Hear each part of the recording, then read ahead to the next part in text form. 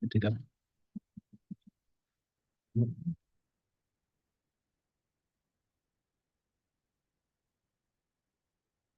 Good evening and welcome to the January 27th council meeting and planning public meeting. Members of the public were provided with the following methods to watch and or participate in this open meeting. You can attend in person at the North Dumfries Community Complex. You can attend electronically via Zoom to observe the meeting or to speak to an item on the agenda. You can also watch the live stream by accessing the meeting on the Township's YouTube page. And your written comments given to the Clerk's Division have been provided to council members and will form part of the public record. I'd like to call the meeting to order, please, and can I have approval of the agenda? Councillor Rowland, please. Moved by myself, seconded by Councillor Tilley, that council adopt the January 27th, 2020 council meeting agenda presented with the following addendum. At 3 pieces of correspondence received for item 13.22, report number PD-04-2025, recommendation to approve the alteration of a designated heritage property and to demolish a structure and portion of the principal dwelling for 1807 Cheese Factory Road. All those in favor? Carried. Thank you.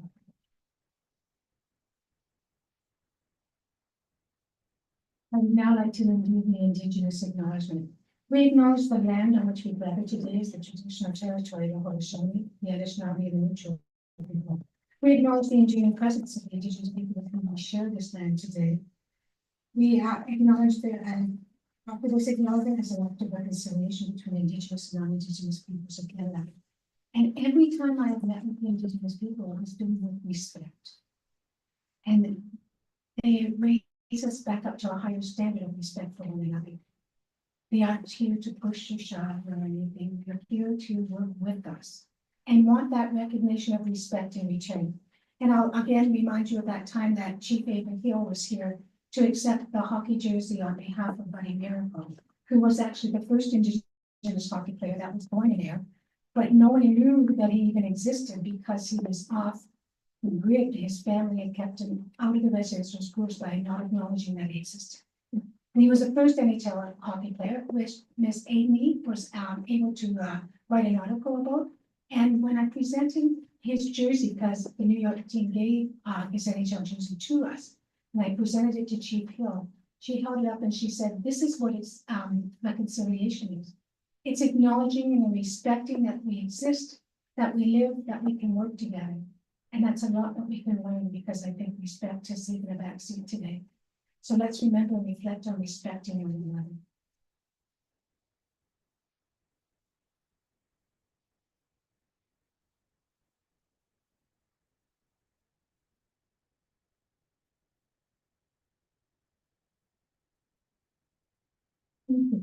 Is there any disclosure variances to general nature there? Seeing none. Council minutes of December 9th. Please motion, Councillor Osner. Moved by myself, second by Councillor Wilms, that council approve the following meeting minutes. 6.1, council meeting minutes dated December 9th, 2024. All those in favor? Carried. Thank you. Moving to committee adjustment, go into committee adjustment, please. Councillor Wilms. Moved by myself, seconded by Councillor Osner, that the council meeting adjourned at 6:03 p.m. to sit as committee adjustment for the purposes of holding public meetings pursuant to the current provisions of the planning code. All those in favor? Carried. Thank you.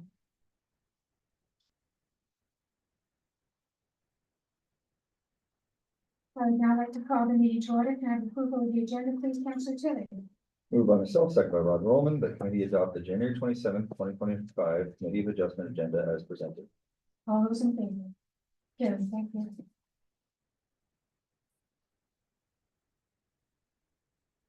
And can I have approval of the agenda, please, Councillor Roman? No, it's move minutes, yes, please. Minutes, please. Moved by myself, seconded by Councillor Tilley, that committee of adjustment approved the meeting minutes dated December 9th, 2024. All those in favor? Carried. Thank you.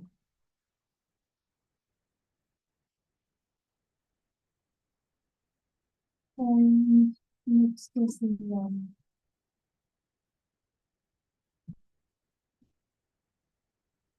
We are at the Heritage Public Meeting minor variance consent application, report 7.5.1. PD 03-2025, minor variance applications for 480 Wayland Drive. Notice has been given to those in accordance with the Plan Act. The Secretary Treasurer will keep a record of all persons who provide comments on this application and those who have registered with the Clerk's Department to request a notice of decision. These individuals will be notified of the decision or the convening of future meetings. Michael Campos, Manager of Planning, will present this application. Michael, please.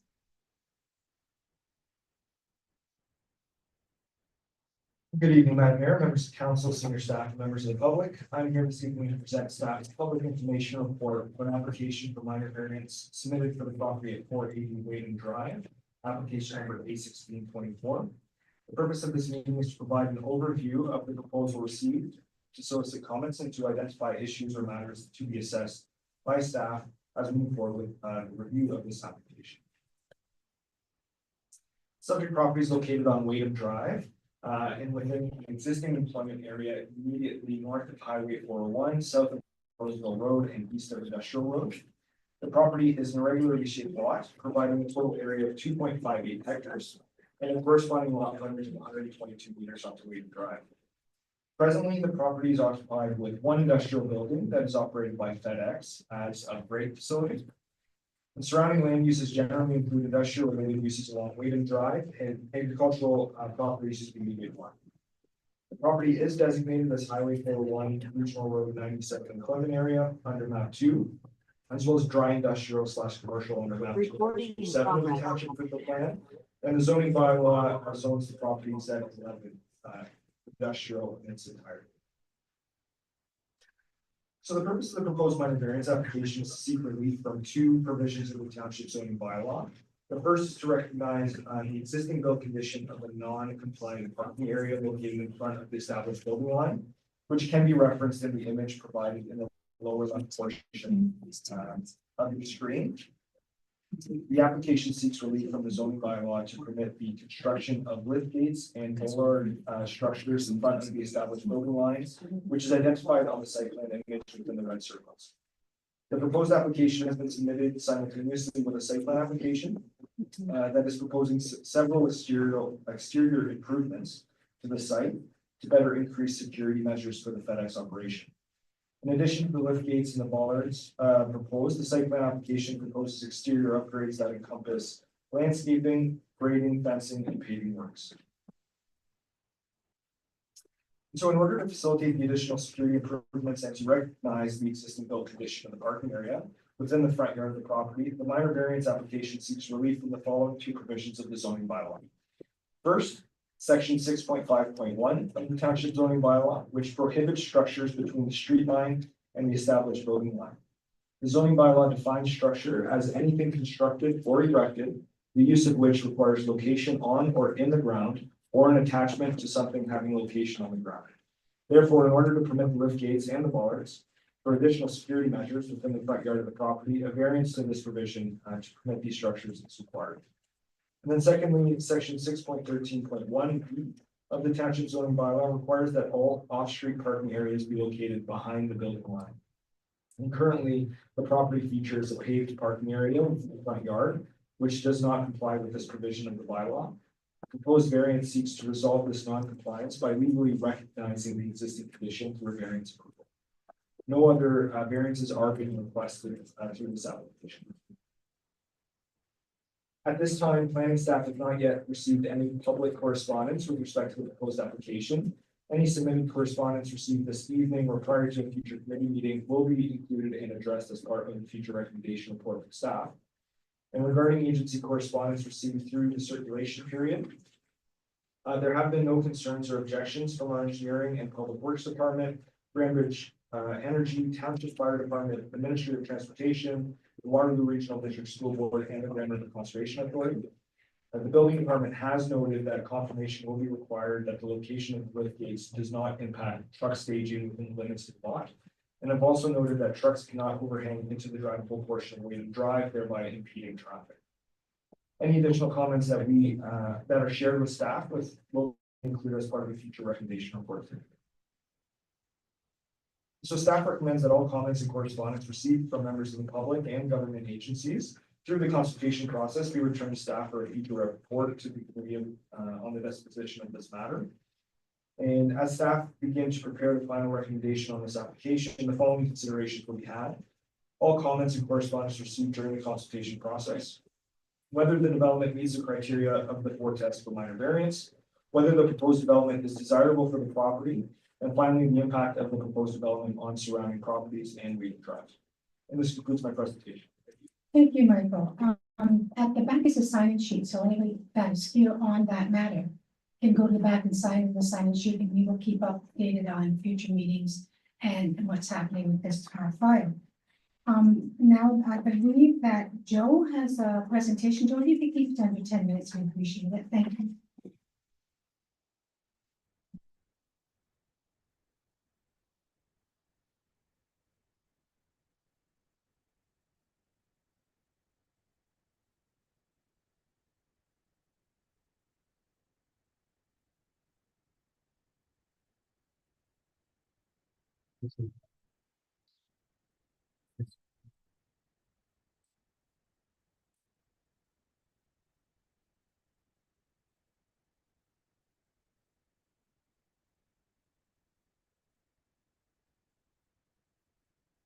Evening, members of the committee.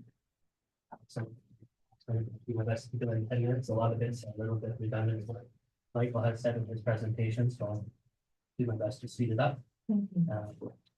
As I mentioned, my name is Joe Lefebvre. I'm an engineer and I'm with Stantec. Here on behalf of our client, I am great. Present for a minor variance application for the property located at 480 Wade Drive here. FedEx currently leases the property and operates it as a distribution center.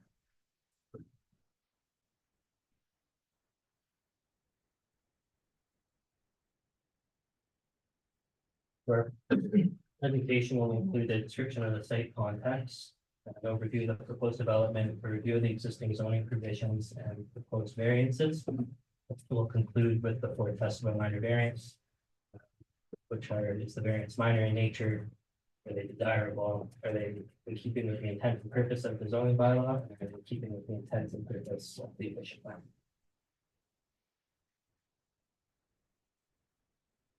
As previously mentioned, such a property is at 480 Wade Drive, within the Z11 industrial zone. The site is bound to the east, south, and west by existing industrial uses. And to the north is found by vacant land and buffered by a stormwater management facility.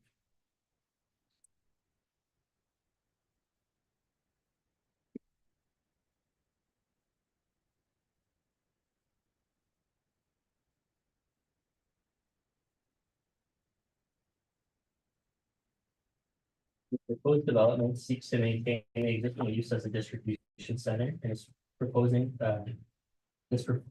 several site improvements to enhance the safety, security, and streetscape aesthetics of the site.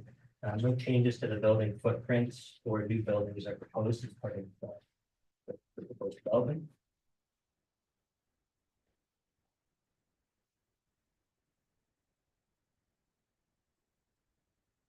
Apart from the new asphalt and concrete paving for the side and rear yards, the bulk of the proposed work will be located in the front yard, mainly to separate truck and passenger vehicle traffic, improve safety, and will include new lift gates to improve controlled access and improve security for the site. In addition, there'll be landscape improvements along the street frontage to help improve the streetscape and the aesthetic of the industrial area.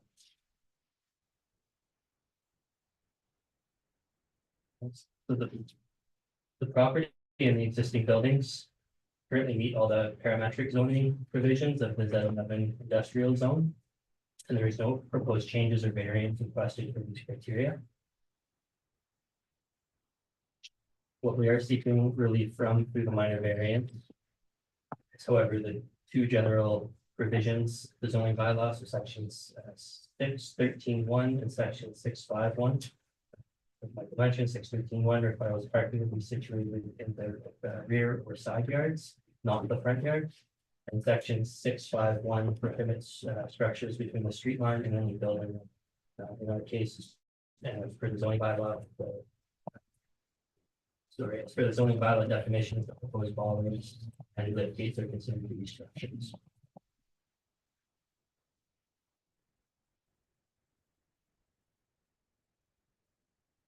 The proposed variances through our minor variance application are seeking variance from general provision 613(1) to permit parking in the front yard. Acknowledge the existing use. And parking is currently located in the front yard, and therefore we are seeking a variance to bring that existing use into conformance. Similarly, we're seeking a variance from general provision 651 to permit the bollards and lift gates in the front yard. There's an existing sliding gate, chain link sliding gate, and protective bollards in the front yard. It could be replaced with new materials. Improvements to the site. This is my last slide. We're still under 10 minutes. So to evaluate the requested variances, so firstly, are the variances minor? For the lift gates and bollards are replacing existing sliding gate, as well as the protective bollards with new materials. And the parking area has always been located in the front yard. It's currently used for parking. These changes will be minor, are more so a modification and betterment of what currently exists. Secondly, are the variances desirable? Proposed works are associated with site improvements to enhance the safety, security, streetscape, and aesthetic, which are all desirable pursuits. The use of the property remains the same and will continue to be compatible with the surrounding uses, and perhaps may improve the compatibility by better accommodating the site's truck and passenger vehicle traffic. Thirdly, are the variances in keeping with the intent and purpose of the zoning bylaw? Zoning bylaws purposes to implement the official plan by regulating land uses, how buildings are located, ensuring compatibility between land uses, and protecting health and safety. The proposed development will enhance safety on the site and maintains compatibility with the adjacent land uses, and no new buildings are proposed. All of the Z11 industrial provisions regulating the building location can be met or maintained. These variances only seek review of the general provisions to bring the existing uses into conformance, and are in keeping with the general intents and purpose of the zoning bylaw. And lastly, are the variances in keeping with the intent and purpose of the official plan? The official plan, among other things, provides a long-term vision for how land can be used and developed within the township. The existing uses will remain the same and will continue to conform to the dry industrial commercial designation, and therefore will continue with the intent. Of the official. Thank you, Joe. The next is the public. Anybody in the public wish to speak on this issue? Seeing no one, any questions from council? Councilor Roman. Madam Mayor, just a question of clarification to staff. When looking at the properties up there on William Drive and Walnut Drive, it seems like quite a few properties do have parking in front of the building. So I'm just curious about the status of that bylaw. I know it's one of our older bylaws, but do we have a situation up there where there's quite a few buildings that will be in the same situation? Michael? For you, Madam Mayor, to Councilor Roman. Yeah, we have several properties in the township that face this similar situation. When we do get applications for development or minor variance, we try to capture that to recognize it. But it's certainly something that we might look at when we update our township zoning bylaw to overall blanket approval to bring that into conformity, because I don't think for several of those properties, it makes sense to have the parking in the front where there are, trucks going into the rear yards or into the side yards. So it actually maintains the safety with the parking in the front yard. So actually it's a good thing. And we recognize that. And that's why we're looking to legalize that when we can, but through a future zoning update, I think we'll try to capture that. Thank you. Any other questions, councilors? Seeing none, can I have a motion, please, Councilor Austin?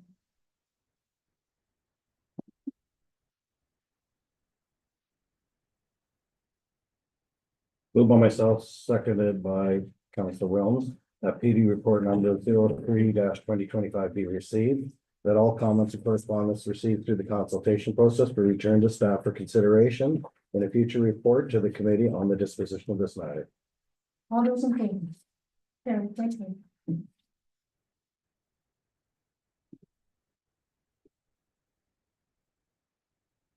And the motion to adjourn from the adjustment, Council Williams. Moved by myself, seconded by Ron Roman, that pursuant to the planning public meeting of the Committee of Adjustment be adjourned at 6:19 P M. All those in favor? Carried, thank you.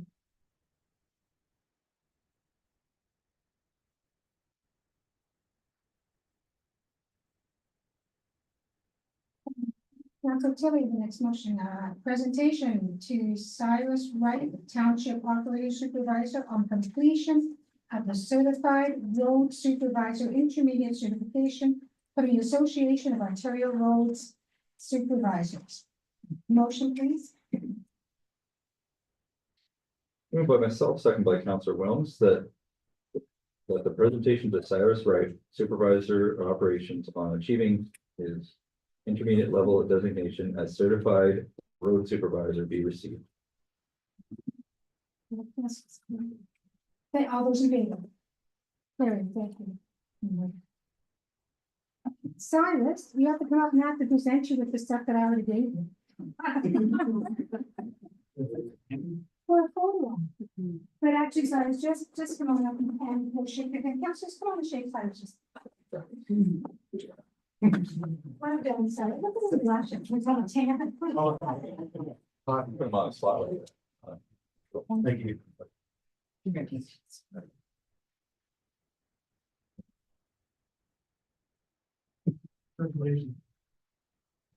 Well done, Cyrus.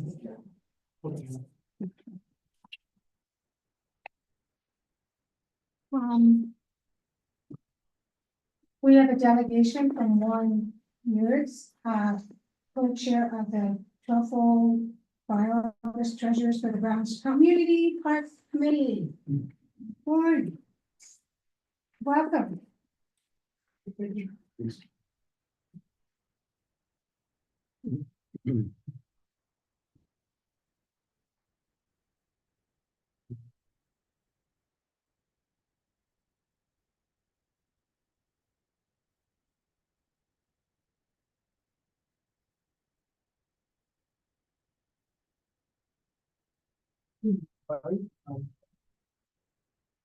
Boston, councilors, new staff. I'm pretty congratulate Cyrus for your upgrade. Anyway, as part of our MOU with the township, we're obliged to present where we are on this community park idea. The reality is, I'm really happy to be able to tell you where we're going on it, as best as we can as of today anyway. And I know you already have a bit of a package in there, and I won't take very long to do this. That'll be some business lines that you can talk about. Yeah, there we go. Okay, so it's a small park. I think you all know pretty well where it is. We're right on that transition between rural and urban. And our community would very much like to stay rural. And I know you're talking about some annexes in the next couple of days, so be aware that we're quite aware of what's going on there too.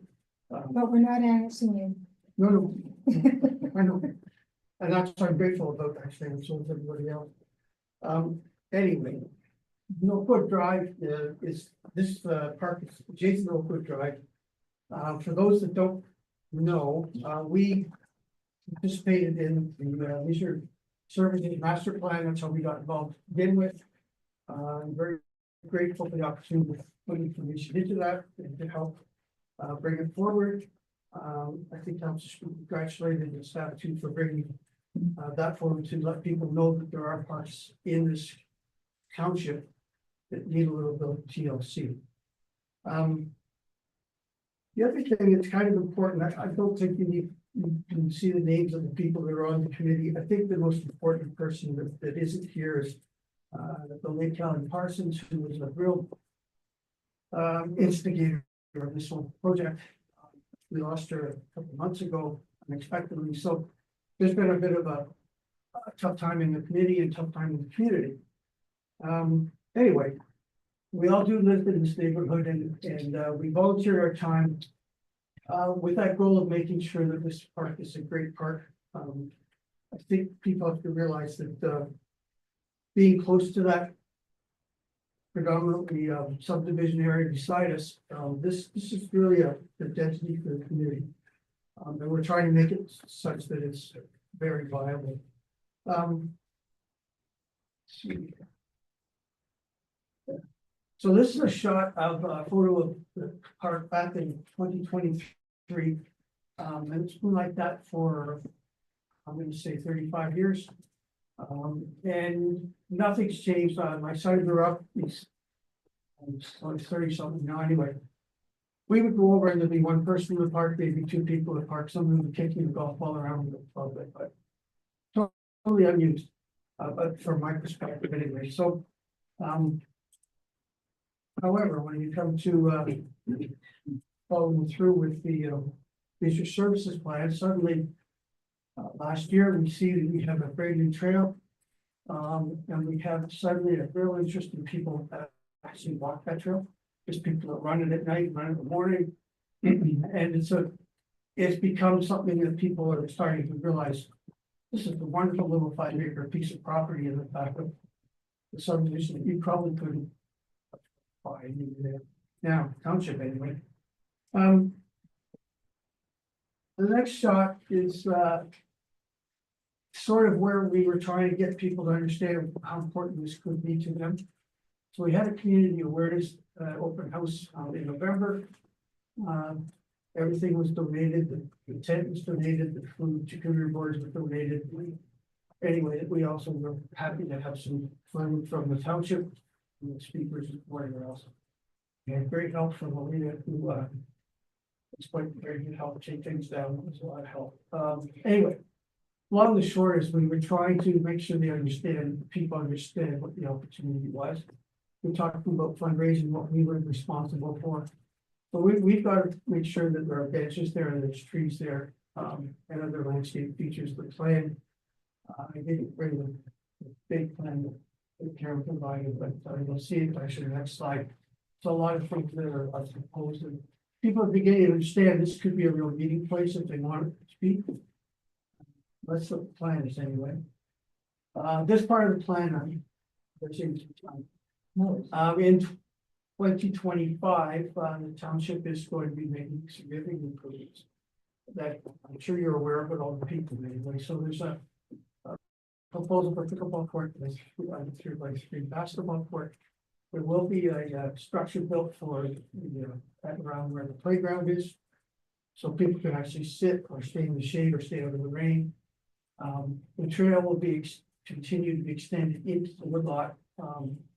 In a very short distance, in a short distance out, at least people can appreciate the fact there's actually a difference between just an ordinary grass field and woodland. Fortunately, because we're literally right there, and we're going to have a bench that you can look out. See the sunset if you want. There's a lot of other little things that are being planned, and we've been very, very fortunate. The community and has, looks like they're starting to buy in, and people will update you on that. But we're also very grateful for the involvement of the municipality. You've been very generous, and we're very grateful for that. Sure, thank you. As treasurer, I guess I need to report on where we stand financially.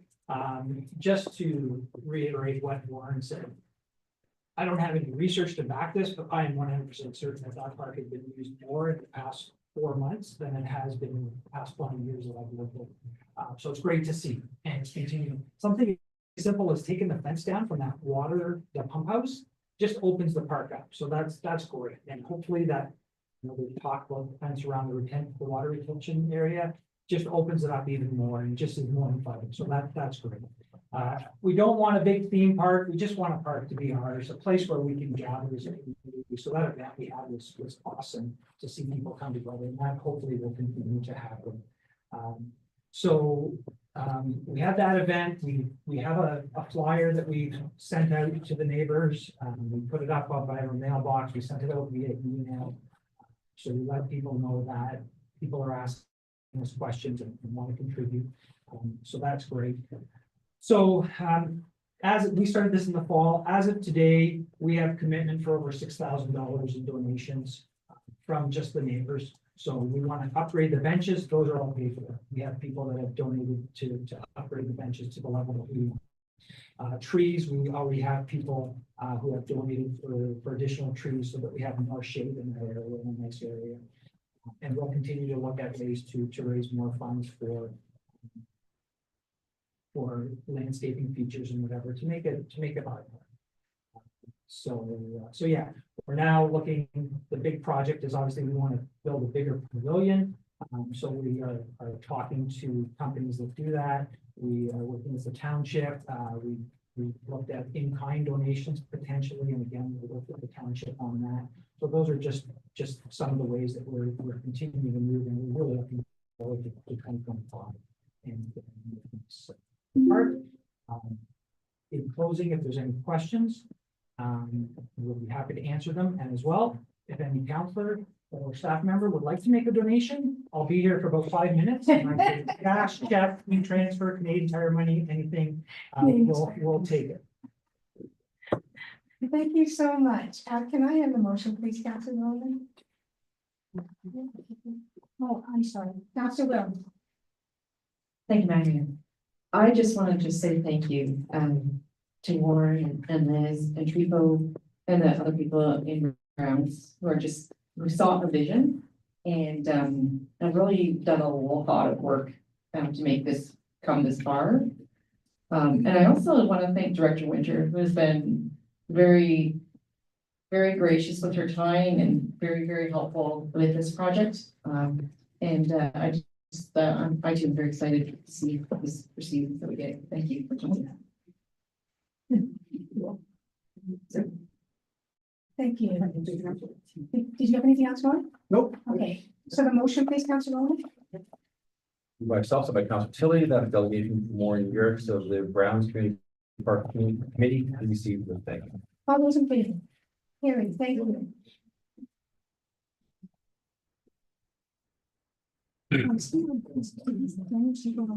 He just logged off. He's not here. No, he logged off. Said he has another delegation at 6:30. That's it. Okay, councilors, Daniel Siegel, the next gentleman has just logged off. He said he's had another delegation, so I guess we'll just receive his report for information. Councilor Osner, because he's not here. Move by myself, second by Councilor Roman, that the delegation from Daniel Siegel with Siegel Construction be received with thanks. All those in favor? Carried, thank you. Okay.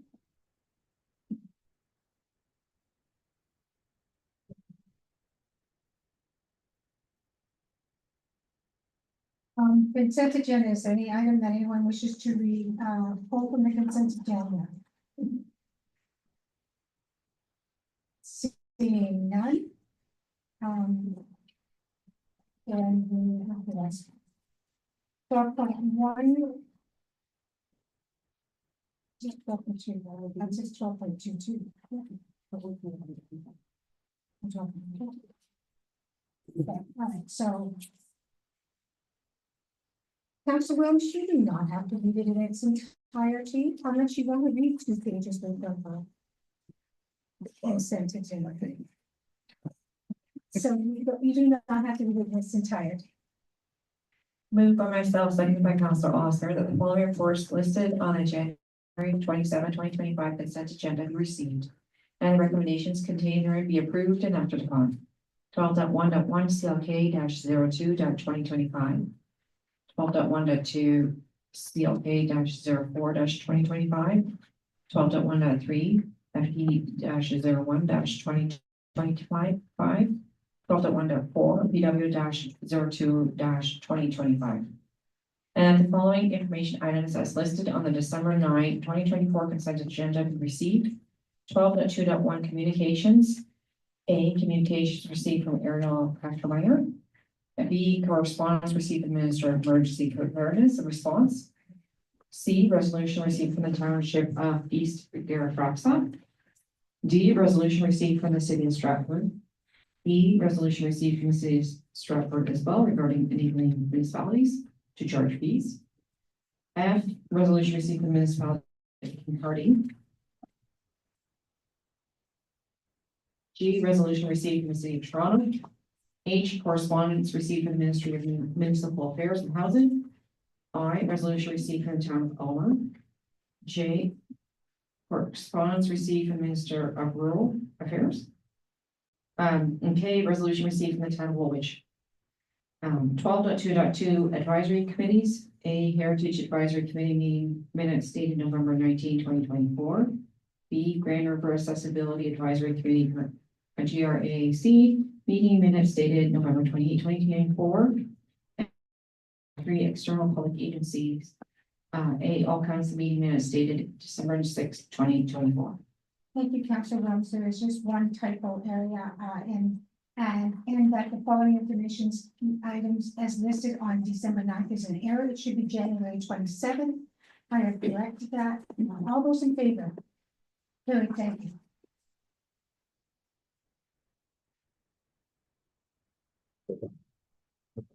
you. Okay, first time we've got a consent agenda right here about. Next is 3.2, reports 3.2.1, report number 03/2025, proposed municipal accountability act, bill 241. Any questions from member of council or the public?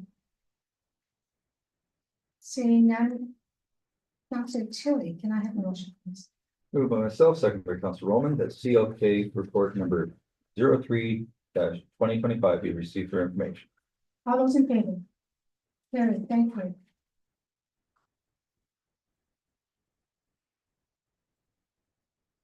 Next is 15.2.2, report number PD 04/2025, recommendation to approve the alterations of a designated heritage property and to demolish a structure and portion of the principal dwelling for 1807 Cheese Factory Road. Dimitri Kasi is registered to attend virtually. Is he here? Yeah, Go ahead, Dimitri. he's just trying to join as a panelist. Yeah.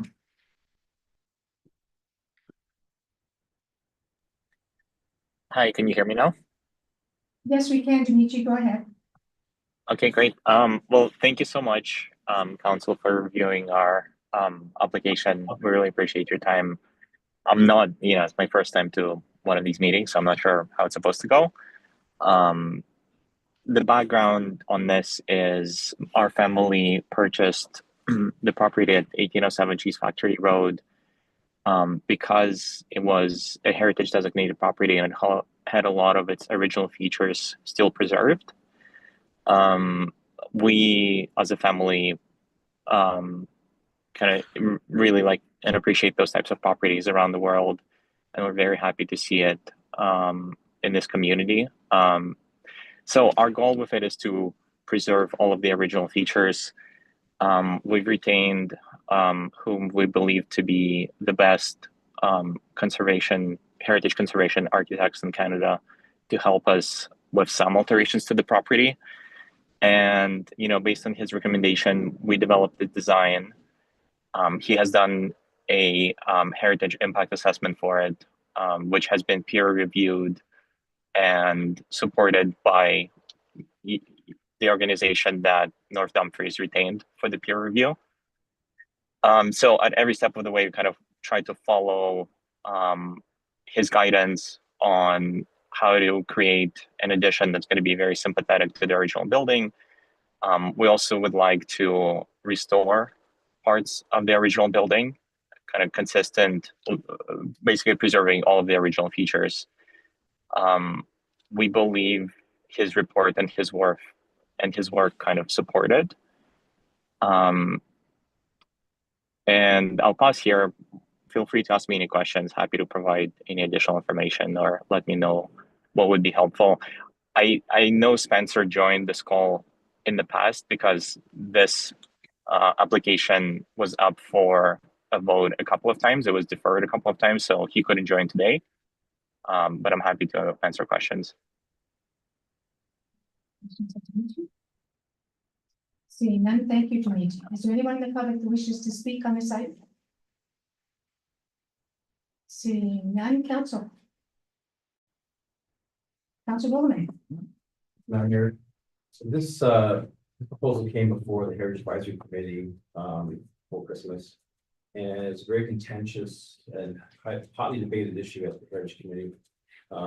Essentially, the committee, as a majority, believed this project should not go ahead as proposed. They felt that the addition was overpowering of the original home. They felt that the raising of the chimneys was inappropriate. They felt that the entire project really did not work in the best interest of preserving heritage of the North Dumfries. And the Schneider family that owned it previously had done a lot of restoration work on the project. Some of the interior work they had done involving plastering and woodworking, even though it's not the original, it was done to original spec. So they tried very hard to keep that house heritage, shall we say. And the other issue that was quite contentious was the moving of the back portion of the house. There's a smaller stone kitchen that's proposed to lift it up and move it back. The committee felt that basically would result in that thing falling apart and not being able to be rebuilt. So the committee had a lot of concerns, but I do see now there's a proposal for what we call Plan B, I guess, a smaller renovation.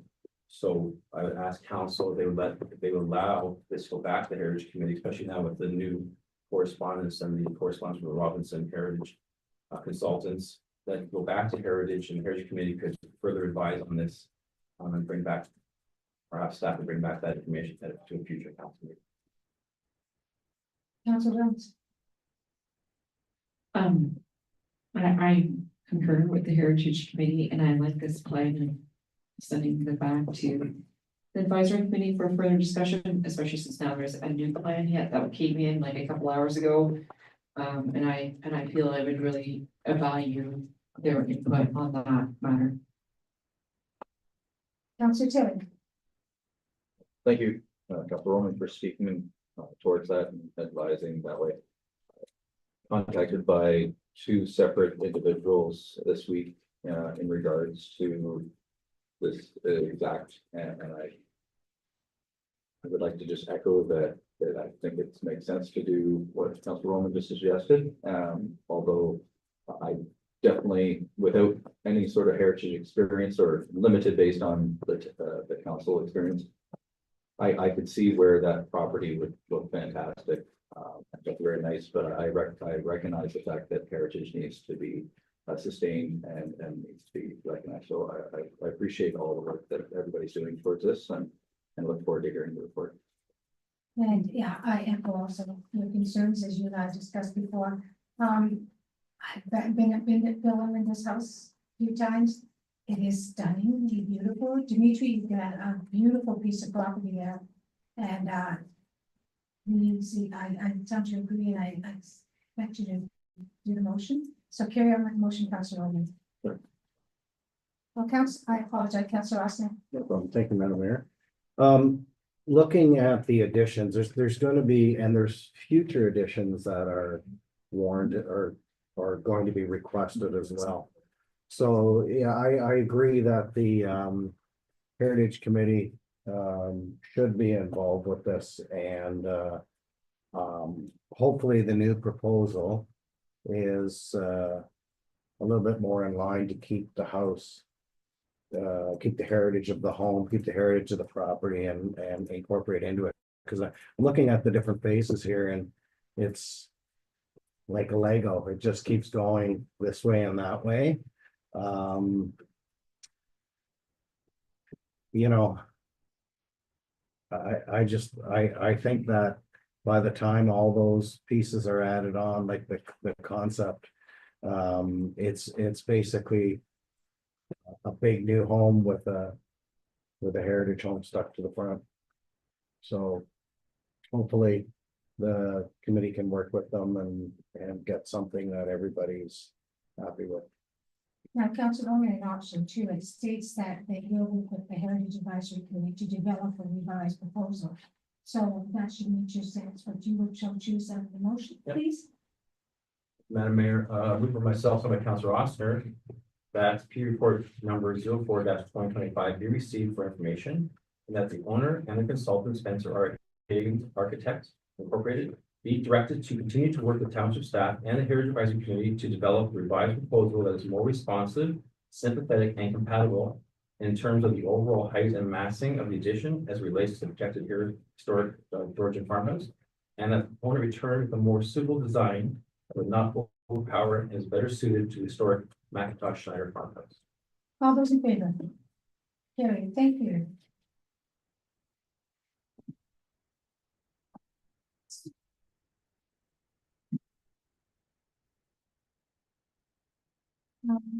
Next is the memo of understanding for the air repairs ban. Councillor Austin, please.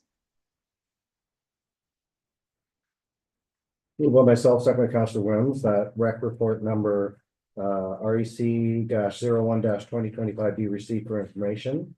And that council endorse the memorandum of understanding with the air repairs band in the Township North Dumfries for the term commencing from February 1st, 2025, extending to December 31st, 2028. That the mayor and clerk be authorized to execute the memorandum of understanding on behalf of the township with the air repairs band. All those in favor? Carried, thank you.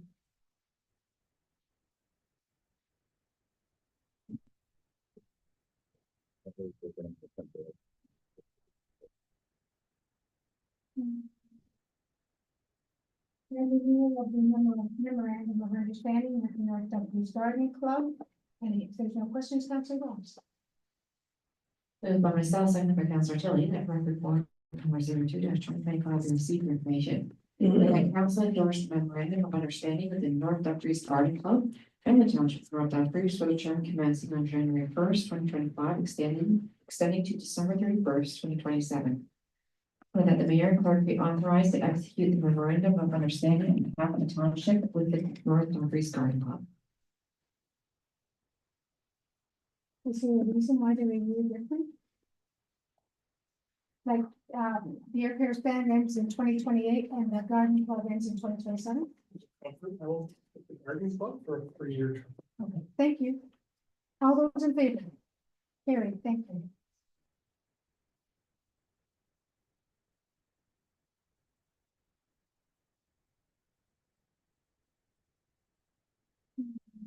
Next is report number 13-2-5, rep 03-2025. Discussion paper on rentals, rental terms and conditions, parks and facilities. Is there any questions or comments, councillors? Councillor Williams. Yeah, I have a number of questions about this report, and I was just first wondering about what was the impetus behind making this edition? Right, Thank you. before you do this, Ms. Winters, may I interject? CL, may I interject for a second? So in another township in the region, staff had booked in a for a building. The mayor of that township got a phone call from Peel Police, Toronto Police, and Waterloo Police saying they were coming to make sure that everything stayed safe because the group and their opposition were known to have gunfights. So this is a logical thing to do because there are groups that are adverse to each other. But once they know that a facility is booked, they come after each other. This happened this year, or no, 2024. Go ahead, Councilor Long, anything else? Yes, I do have many other questions. Okay, so this is not, when we're talking about political agendas, which for me is a rather vague term, or whatever, we're talking specifically about criminal acts. That we want to make sure that groups that are known to engage, like gun violence is criminal. That we don't have them on the property, we're not just like. What did all this? The two groups are. Is that what the impetus around this is? That, Ms. Winters or CL McNeely? Maybe I'll start off and then Ms. Winters can elaborate context. So the origin of behind this was to get a better understanding of who is renting a facility or a park. The it was nominal information that was required. We are finding that more and more individuals or groups from outside the township are renting our facilities, and so in some cases, we do not have a history or understanding of that group or organization. The concern is the township, through our strategic plan, have established certain corporate goals and objectives in terms of the and equity, equality amongst all. And there are certain objectives that are inferred in terms of municipalities, in terms of respect and embracing charter rights and freedoms of the Constitution. There have been certain instances, predominantly within Southern Ontario, where third parties have rented facilities, have not fully been aware of who is using the facility and for what design purposes, and they have then been caught off guard. And issues have arisen in terms of conflict. Conflict either with the stated goals and objectives of a public entity being our facility or our park, and or requiring an intervention by third parties such as the police services, who were not aware of who was coming into the property and had to deal with flare-ups and remobilize deployment of resources from other areas on short notice to attend and respond to the incident, either because an issue has arisen or to prevent opportunities of the conflict between two or more groups. It's not to stop people coming together. It is us getting a better understanding of who is renting a facility and what the stated intent and purposes. And from that, we can align that back to our overall corporate objectives, which are published, and or seek input of third parties to better understand if there's a potential issue of conflict. They need to be aware are certain security requirements necessary to support that attendance and use of the facility. So these winters may have more issues to that too, but that is the overall objective that we're hoping to achieve and modify. Councillor Austin. I think it's a wise decision to move into something like this, because the last thing we want the community to think is that the township supports any activities that could be like people have the right to get together, but if there's rallies or racism groups or rallies against the police, or most recently with automobiles and noisy cars and souped up vehicles, doing illegal things on our streets. So we have to be careful. We have to kind of know what sort of thing is, because we'll get inundated with our residents assuming that we okayed this and that we're okay with it, and we're not. Michael, can you see if that gentleman is coming? Councillor Jones, Councillor Owen. So what I'm hearing so far is we're concerned about racist groups coming in using our facilities, or groups that have violence. That would be different than a group with a political agenda, in my mind. That feels very broad to me, because it could be, somebody wants to rent our facilities to start, I don't know, a group for the Liberal Party or the Conservative Party, whatever, or whatever. And I don't think we need to necessarily say that kind of activity has to come through council before it's allowed. Right? Like if it's just a peaceful, hey, let's get together and talk through this. Sure. And I'm hoping that is where I'm kind of caught up on. Another question that I have is around just the record keeping. So is that nothing is going to change around the privacy, or whatever the amount of time we keep these records on file? Or are we going to, if we start tracking names of organizations and we typically, I don't know, delete this information in 5 years, then 6th year they come back, we won't have this history. Is this something that would impact our record and retention processes or the privacy of these groups?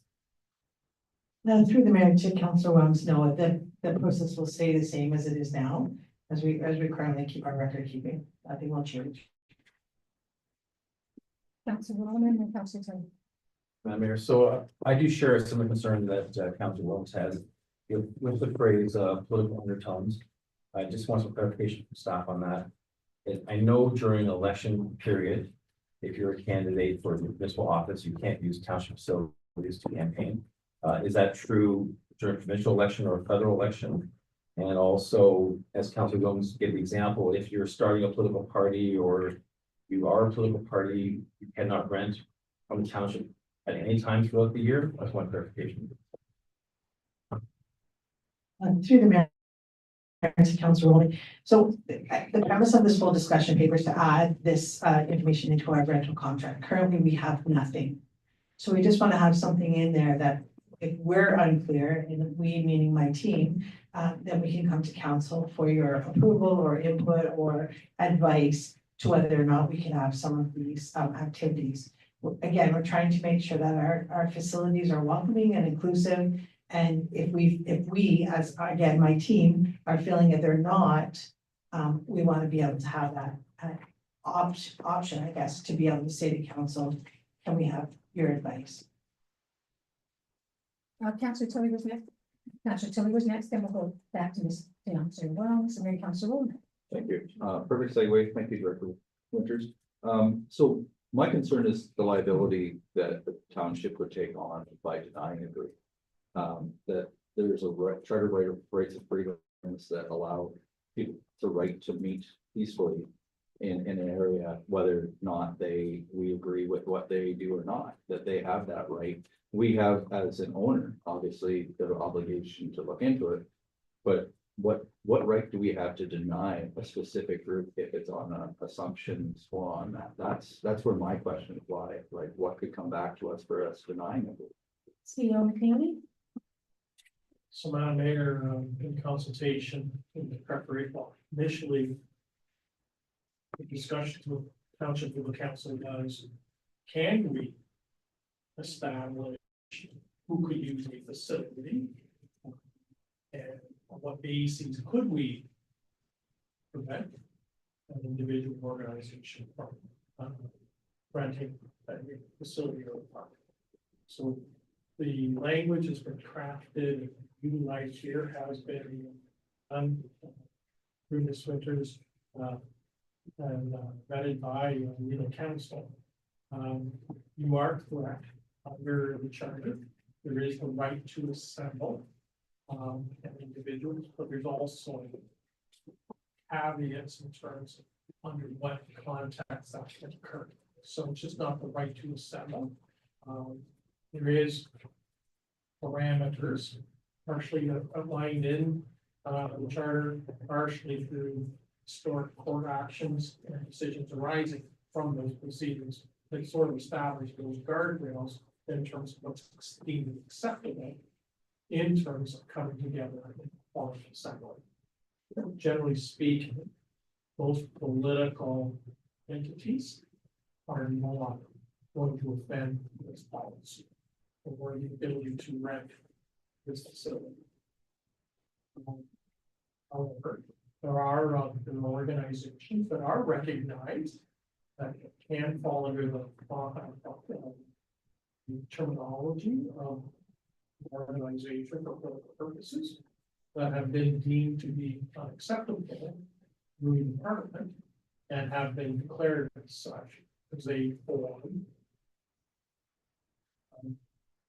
either terrorist organizations and or similar entities, and in some of those cases they have a political wing to go with the militia and or similar branches from it. You would take your guidance from charter. You take a guidance from senior members of government that may have lists that disqualify certain groups because of their actions, beliefs, or outcomes of their actions. Can I continue? In this, in You same can manner. write against the rules and then they pass the rules. I'm gonna put in another thread in the middle of this conversation. My next question was really around the staff training. What kind of training was being envisioned, and when evaluating the rental request, would it just be the responsibility of a single person, or is this the thought would be that it would be more than one person, because political undertones, political agendas, those are pretty squishy terms, I find. So I wouldn't want that just to be one person's decision. I don't think that would be good, but I like your terms, question. See you over. So that there due to Councilor Rose. So to avoid an individual's opinion, which could have natural biases, it would actually be a roster of individuals focused within the leisure and community services portfolio, because they are responsible for the administration of our facilities and parks. Both in terms of those that take in the application or meet with individuals to give them tours of our facilities and what opportunities may exist, but also the management level in terms of everyone having that training. And part of that initial intake, the line staff may have questions then of the supervisors or department manager. In addition to maybe reaching out to me, if there's continuing to be some confusion or concern about items. So it is important that everybody that we have their potential fingerprints on this, have an understanding of law, the charter, the constitution, our goals and objectives, and our corporate beliefs as publishers, and what our overarching principles are in terms of how our facilities, whether they be buildings or open space, is used for public assembly through a permitted activity. And we can't control people that show up. And that can happen from time to time. Last a few minutes ago referenced what was going to be an unauthorized use of our parking lot 2 years ago. For a gathering of vehicles. We caught wind of it only because it was a social media post. And to our attention, we actually coordinated along the region police force, we had to block off our property so they would not mobile homes, because it was an unauthorized activity, because no permission. This is focusing on those that wish to permit one of my properties, and by inference, we are accepting them into our property to do whatever their activity was. Fortunately, sometimes municipality is hinted with whatever that nature of that activity is. And this is to try and give us all collectively, political, administrative, and in some cases, security, and understanding what the nature of the activities and be better equipped in terms of how to deal with it. On the extreme cases, it would be a refusal to permit the facility. Councilor. Thank you, Madam Mayor. So I guess the part that we're having trouble with, and I think Council wants to have the same problem as this whole middle piece that's highlighted in red. It just seems very vague to me, talking about, political agendas and talking about, if something is deemed to fall outside the scope of typical rental activities. I'm just wondering if staff could provide some sort of guideline, some sort of list that actually detail this a bit more clearly. I'm just concerned with sort of this vague language.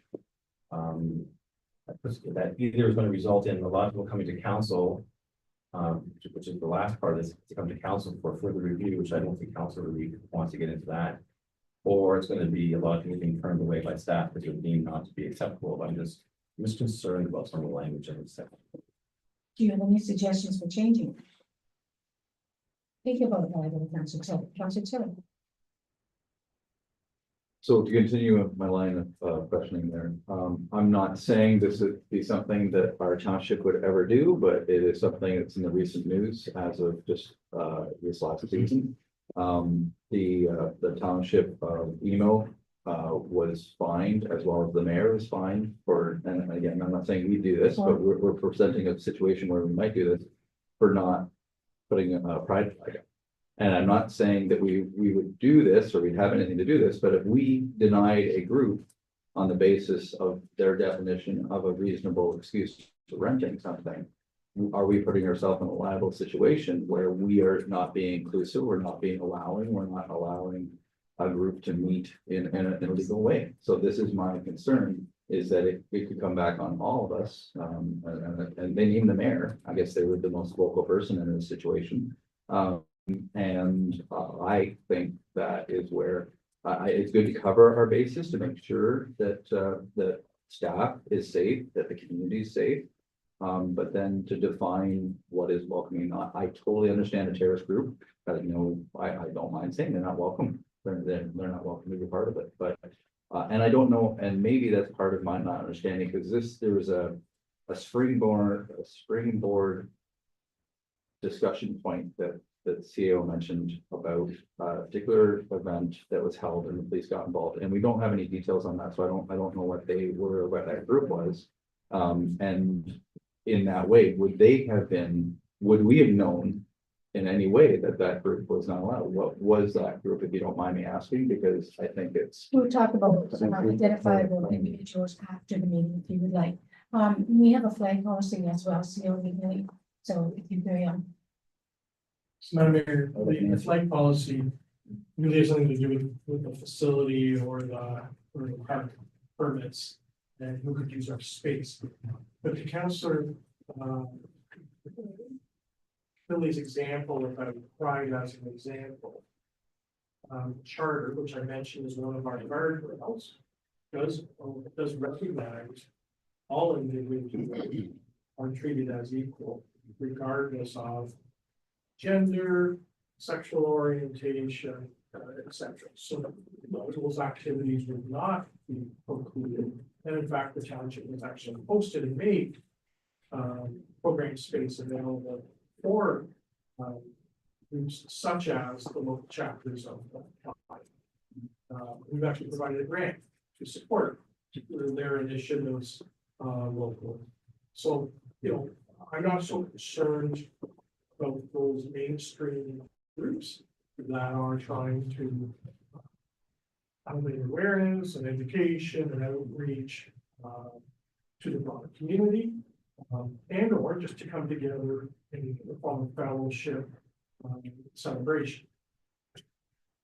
The earlier comments that I think both Councillor Rose and Councillor Wolman have addressed about vagueness or squishiness of the policies, that term and definition. Would it be of assistance to Township Council rather than trying to craft something on the fly right now? Because as I said, the work we've been doing, we've been guided by legal counsel, looking at law and case law. Is it the wish of council to defer this report to the potentially the February 10th meeting? I can't commit that it'll be February 10th because I don't know the availability of the council to vote additional time, but defer to a future meeting. We'll have further discussions with legal counsel, and we'll perhaps you'll never be able to list every scenario or situation because there'll always be something else. But we would use representative language like the charter as an example. Organized groups that have been banned or blacklisted by federal or provincial entities as examples.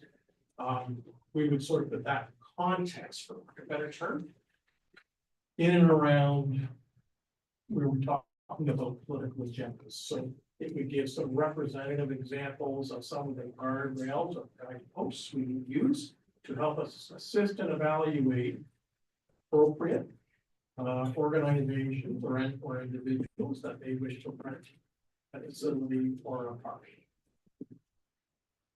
Councillor Osmond and Councillor Williams.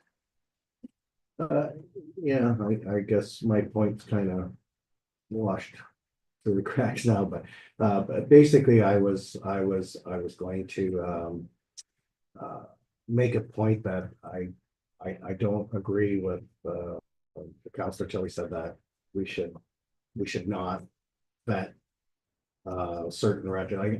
I would think that this, for 98% of the rentals, that's not gonna happen.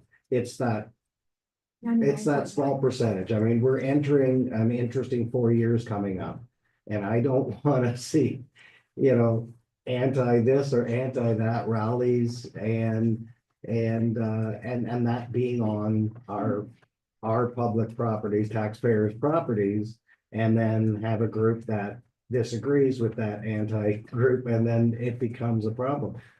This is where I think this is going to make sure that public perception, public awareness, our residents are not gonna have to put up with, it's the same thing going back to the,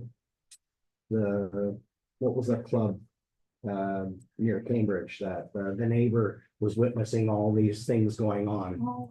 And yeah, and we don't want something similar like that to happen where, somebody out by Browns Park, somebody wants to rent Browns Park and they want to have some kind of rally. Those neighbors aren't gonna be happy having that there. So we have to be careful with, like, just in that small scenario, we have to be careful with what we perceive as acceptance. Councillor Williams, you had your hand up, then Councillor Williams. So I like the suggestion to defer this, to get a little bit more concrete examples. And I really appreciate what Councillor Osner is saying. We're probably gonna have a lot of partisanship is going to be a huge issue in the next while. And we need to make sure that people feel safe regardless of where they stand in all these issues on our properties. There's no disagreement with me there. What I want to make sure as well is that we don't, in our attempts to make it really, to be welcoming, we actually start doing the opposite and people start looking at us and, well, they don't want to have anything to do with anybody. Because here's another thing, is like, one of the best ways to build communities to get everybody together. And find ways to get people together and talk things through and build relationships. And that's, I think, something that we need to focus on. And so I'd love to see some more updated language here. So that, we meet everyone as best we can. Councillor Williams. Thank you, Madam Mayor. My question is through you to the CAO. Are we obligated to rent our facilities at all? Why can we not just say we're not gonna rent to anybody other than minor hockey, minor sports, centennials, have a list of prescribed groups that are recognized partners of the township, and say any other group that wants to come in here that we don't know who you are, you have to go through some sort of vetting process, and if you're on our list of approved partners of the township, you rent from us, and otherwise we don't, the policy of saying we're not be renting to anybody. Can we not just go that way, or are we legally obligated to rent our facilities to anybody that walks off the street? See you on the hill. So now there, here to Council Warner. I think there is an expectation of the facilities will be available to the public on an acceptable terms and framework. And that could be hours of operation. We're not open at 2 o'clock in the morning. We're not obligated to rent the building at 2 o'clock in the morning. Or we can put conditions on those terms of the facility rental. So for example, where we do have liquor related events, we do have an expanded set of terms in terms of security, as well as smart serve, etc. So you can tier, but they have to be well positioned. They have to be fair and reasonable in their scope. And they've got to be aligned that they would apply to all groups. You can't lack of a term. because I don't know you, put a series of encumbrances to make it difficult. So that's when you start seeing an application reasonable, you would open yourself to exposure because you're tiering and treating people differently. We are trying to better understand entities that really don't have a relationship with. We do expect that will continue to increase in terms of frequency, just because growing community, but people are more and more mobile. And in some cases, their footprint is fairly large. In terms of the area on which they run, they're no longer looking at just, they can send North Dumfries onto itself, it could be Western Ontario. As an example, who's happening to be in the center of their service district. So it's just helping us get a greater appreciation of who is renting the facility and what events, opportunities are going to occur. But also understanding those that are going to make sure that, again, they're consistent with our corporate values. And there will be times when, in theory, there will be a rental that may not be universally embraced by the community or certain members of the community. It doesn't mean the rental is wrong. Right. What it does mean, however, is that we then look at what unique circumstances do we need to introduce to ensure that everybody is safe. And that's where we would liaison with, as an example, the WRPS, and they may say, you know, based on these characteristics or whatever, they may introduce themselves into the mix. Not to stop the event, but to ensure that everybody is safe and or other security strategies. Now, I'm going to the extreme, but that is a scenario.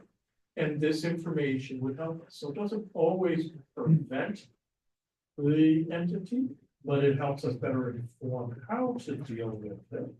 And as a corporation, we also need a message what the event is, what our role is, and what measures are being taken to respect everybody utilizing our facility, including those that may not necessarily support that. Councillor Taylor. Thank you. Just would like to respond to Councilor Osner's comment there. I don't know if he interpreted what I said as different than what I intended, so I just like to clarify.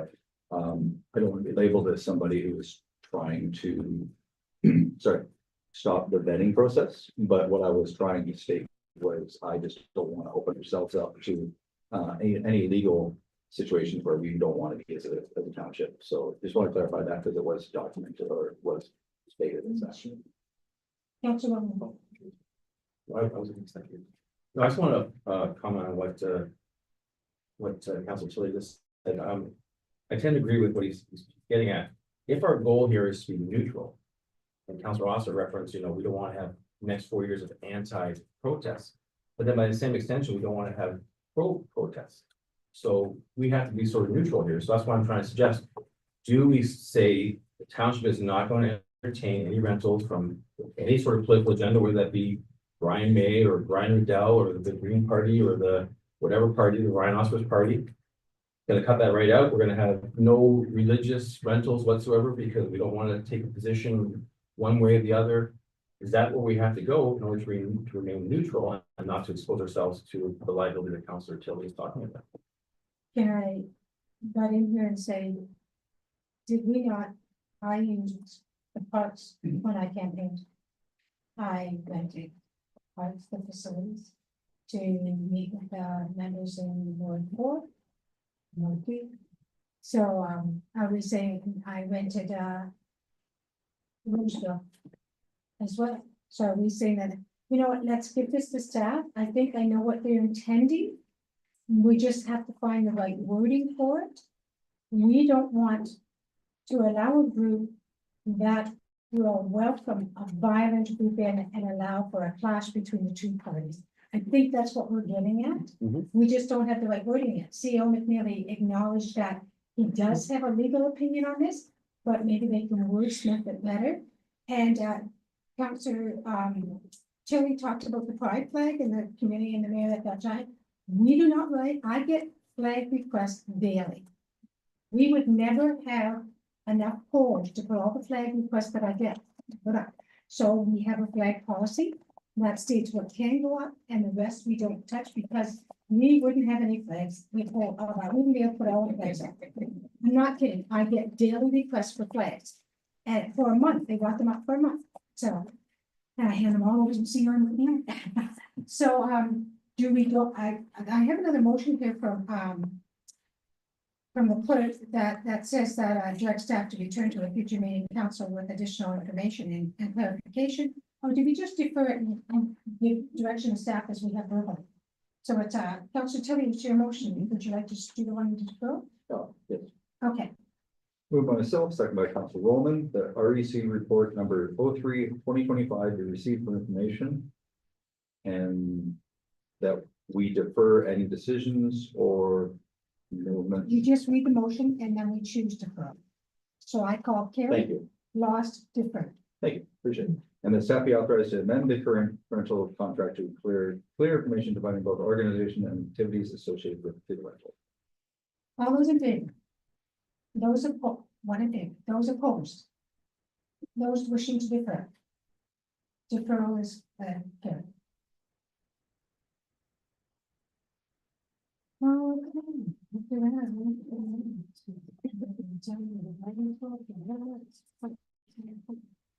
Request to purchase, design, supply, and install a play structure replacement of Victoria Park.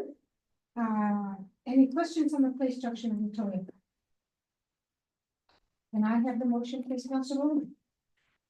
Moved by myself and seconded by Councillor Ossner that rec report number 04-2025 be received for information and the staff be authorized to contract to design, supply, and install a play structure charted at the 5 to 12 age cohort as specified in option B, the corresponding staff report at Victoria Park located at 75 Rose Street, purchased through Sourcewell LAS Municipal Buying Group Program to BCI Burke Park and Water Inc. The amount of $60,238.36 plus HST. And the mayor would be authorized to execute any necessary documents to facilitate completion of this project. All those in favor? Carry, thank you.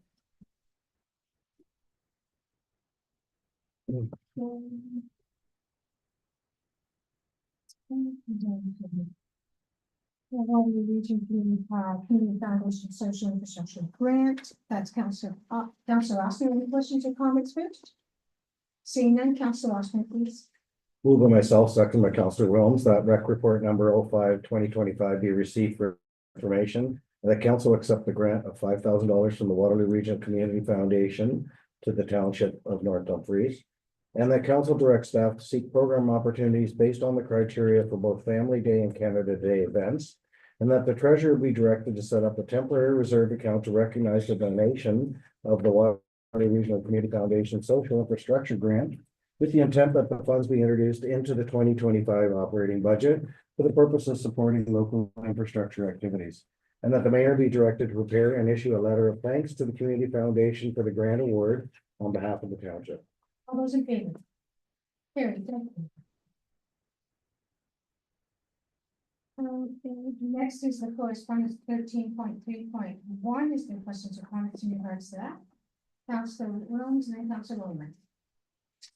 I was a bit confused by the letter. I wasn't sure are these four women that were being referred to in Cambridge while they were living here, or they were in Cambridge and they moved here, or I also wasn't totally, I was just a little bit confused.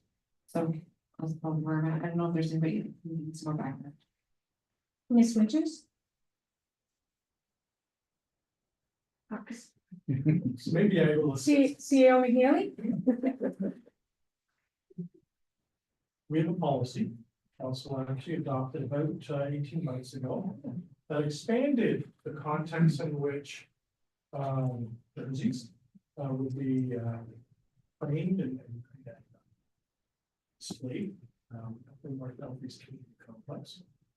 Typically, we are approached by an organization or the individual or a third party that asks us, could this qualify? And we would go through the policy and do an assessment as to how we like the policies. So we didn't initiate this letter. This was actually come, it was addressed to council. It was not sent through staff. So we have a resolution crafted that would direct this back to staff. And we would liaise with Mrs. Purdy and gain a better appreciation and apply the context of the policy against what is being introduced. Councilor Owens. Madam Mayor, so that was my similar question. I was just kind of curious what our policy is on these jerseys. Because some seem to be NHL related, some seem to be OHL related. I'm just kind of curious what our policy is. We passed it, like you said, 18 months ago. If you could bring the policy back up, put up the writing for staff, because it was quite clear. And it was, they had to have. It's a very clear policy. It's senior level competitions. And it wasn't exclusive to just. Any other questions? Seeing none, Councilor Rose. Moved by myself, second by Councillor Tilly, that the correspondence from Janet Irby regarding the Township of North Dumfries honorary jersey display policy be received. And that council direct staff to coordinate with Janet or Irby to review the current policy relating. What's her name? Is there a K in it? Okay, because the other two don't have a K. Janet Berkeley to review the current policy related to displaying jerseys at the North Dumfries Community Complex and the alignment of the individuals noted in the correspondence of January 13, 2025 with the policy. All those in favor? Carried, thank you. And next is. For your mixing, municipal financing. Okay. So, any questions on this one, folks? Councilor Taylor. Councilor Taylor. Thank you. Since I will be reading this, I would like to see if council does have an opinion one way or another in regards to this. So that I know I'll be proposing it. At this point, we obviously need some support funding when we go to meet with the MPPs. This is exactly how we present. That we look for mixed funding support for.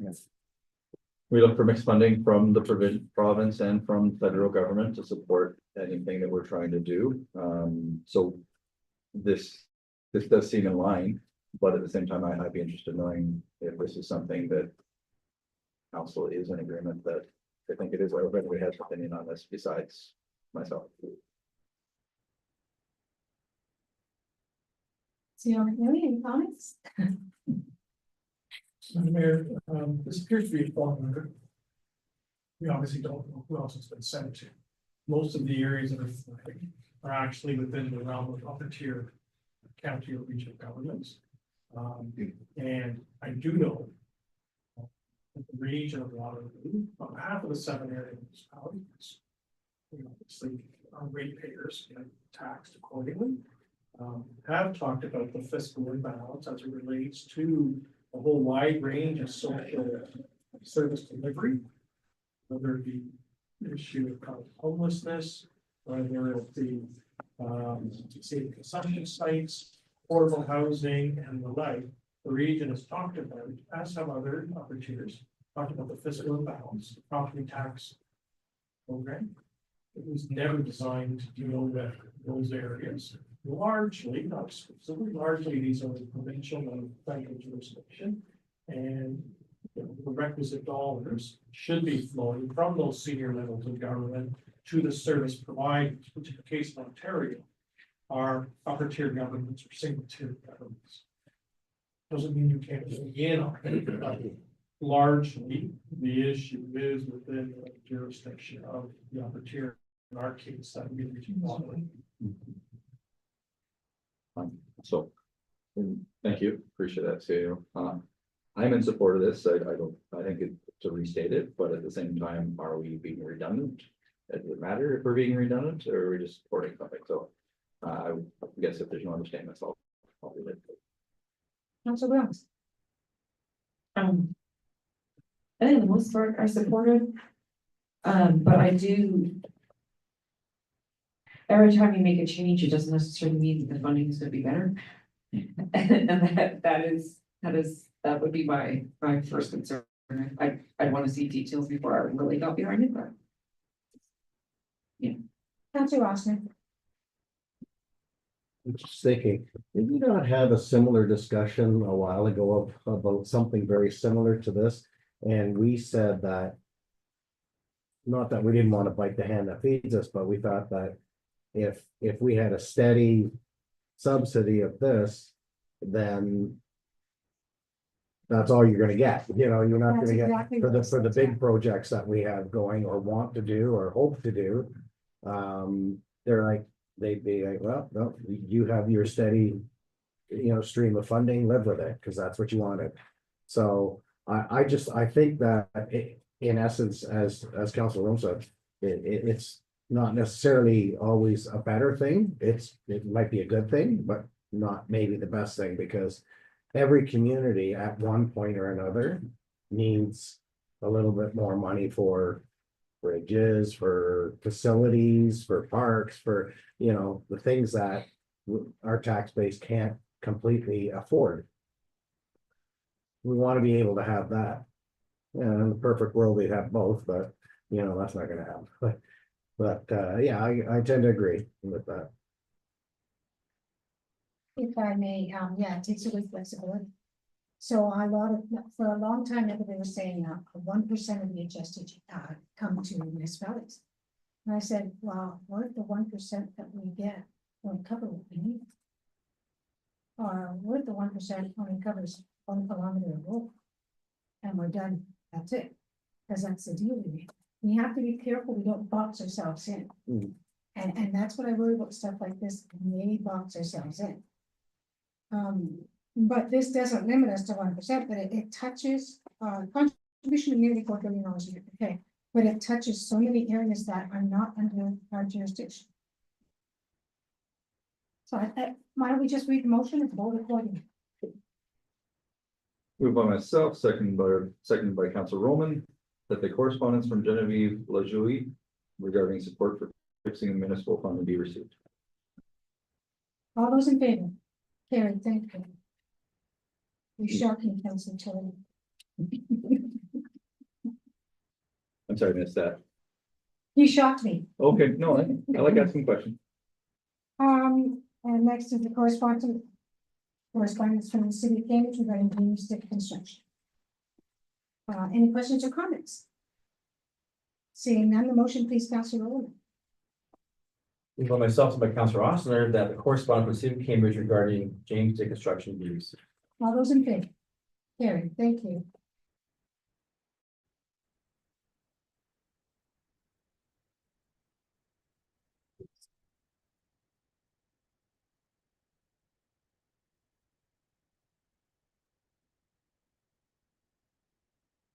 Next is correspondence from Freddie Mode regarding an air community partner. Councilor Ossner, you want to read the motion? Do you want discussion? Any comments? Councilor Williams. So the request was for a community center and a cricket, pitch. So, my question. Go ahead. So my initial question is, so we already a couple months ago approved a cricket pitch at the back of Roseville Community Park. So we did approve that. So I'm just wondering what happened there. And I'm also wondering, whether or not something like this, I'm sure we're going to update our leisure master plan at some point, and whether something like this would be better at a discussion related to those updates. Over here. Madam Mayor, you are correct. Legal services plan is an analysis at a certain point in time based on community surveys, community input, what we know at that point. Community expectations, needs, demands constantly evolving. And so, yes, it's important that we do, iterative updates to that major services master plan to make sure it's correct, but also reflective of whatever new information is available, to inform the services that we may offer, facilities, or space, whatever the case may be. And then obviously that works its way into forecast and budget, and like. So, we do have, master plan update, contemplating program renewal, 2 years out from now. It seems that generally 5-year shelf life. Well, perspective is 10-year horizon, sort of what our other studies, it gives us a touch point, but also to make sure that it's current and relevant. Today, we have the ability to accommodate community gatherings. We rent out our facilities on a constant basis for community gatherings. It can be a neighborhood scale, it can be a family event. Those opportunities exist, whether it be at Roseville, the ACC, or here at the NPCC. So the opportunity exists, they can secure dates to host gatherings. On that 2 or 3 month period, if they wish. We have some bookings that are out a year from now. So that opportunity exists, and the author knows that, because you have been a liaison with staff. We're looking for a dedicated facility. The other is the cricket ground. Yes, we have met with them, and yes, there was a delegation about putting an interim facility at Roseville to create a temporary facility. And then as need and uptake became more pronounced, we would look at more permanent, more comprehensive. And so far, we haven't seen that critical mass, and we asked for certain pieces of information in the fall to inform the budget, and that information is there. So right now, we have not undertaken any of the works. We've had a site walk. We know that the temporary facility would work there, and concurrence was agreed that, it could work, but it's never been pursued. Seeing no other questions, Councillor Austin, please. Move by myself, second by Councillor Williams, that the correspondence from Bobby Moyd, Chair of the Era Islamic Center, be received. All those in favor? Carried, thank you. And now we are going to go into closed. Does anyone take a 5-minute break before we go into closed? Sure, well, okay. Yeah. I'm going to close meeting session. Yeah, I think so. So you have to take the break before you go into close. Does anybody want a break? If you don't, we'll just go into close. Go into close, please.